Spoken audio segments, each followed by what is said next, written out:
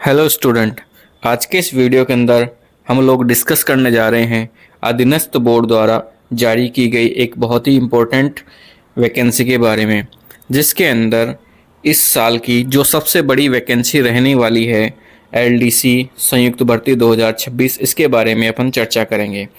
जिसके अंदर इस बार जो उस साल के सबसे ज़्यादा जो नंबर ऑफ पद है वह घोषित किए हैं गए हैं, जिनकी जो संख्या है वह है 10,644।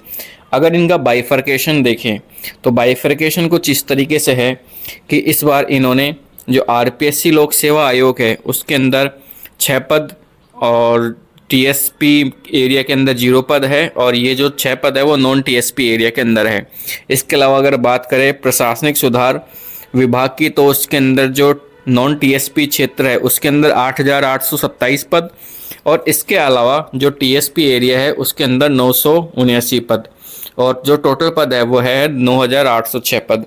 बात करें इस बार कृषि और जो विपणन निदेशालय जो कि है कृषि उपज मंडी समिति, उसके अंदर नॉन टीएसपी के पद है 581 और टीएसपी के हैं 19, और जो टोटल पद है उनकी संख्या है 600।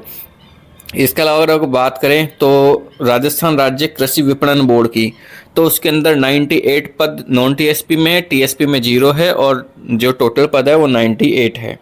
इसी के अलावा अगर बात करें राज्य जो पॉल्यूशन बोर्ड है उसके अंदर पदों का वर्गीकरण की, तो उसमें 46 पोस्ट है तो एनटीएसपी की है, 4 पोस्ट है टीएसपी की है, तो टोटल मिलाकर के 50 पोस्ट हो गई।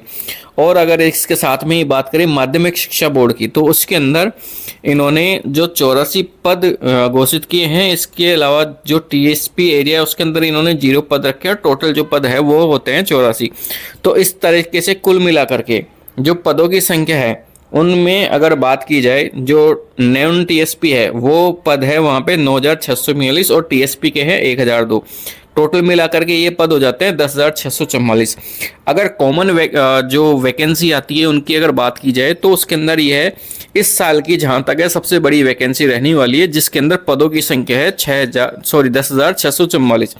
अगर बात करें कि इस वैकेंसी के अंदर कौन कौन एलिजिबल रहने वाले हैं, तो इसके अंदर इन्होंने क्लियरली मेंशन किया है कि जिन्होंने जो सीईटी लेवल जो सेकेंडरी लेवल का था, जो 2024 के अंदर जो योग्य घोषित अभ्यर्थी है, यह केवल उन्हीं विद्यार्थियों के लिए है, बाकी के स्टूडेंट्स के लिए यह वैकेंसी नहीं है। क्यों? इसके अंदर जो सीईटी 2024 के अंदर जो सेकेंडरी लेवल का था, 10+2 लेवल का था, उसके अंदर जो भी एलिजिबल कैंडिडेट थे, यह वैकेंसी केवल इस बार उन्हीं के लिए लाई गई है, जिसके अंदर जो सर्वाधिक पद है वो घोषित किए गए हैं।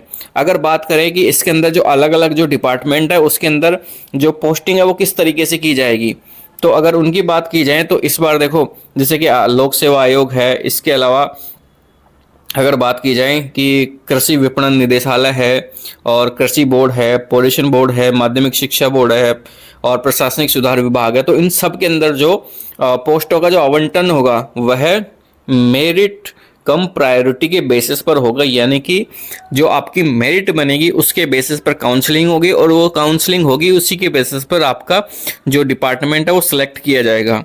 तो इस साल की ये ध्यान रखना कि ये सबसे बड़ी वैकेंसी है और आपको अब जी जान से जुट जाना चाहिए।